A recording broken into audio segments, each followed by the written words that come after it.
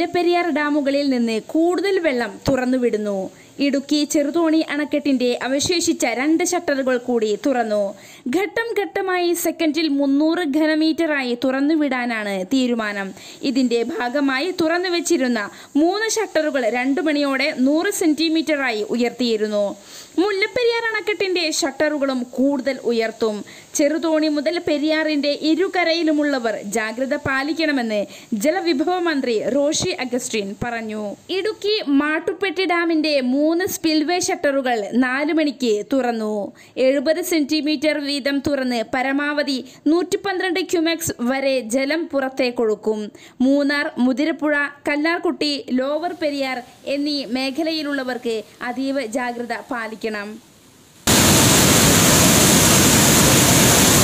അവിടെ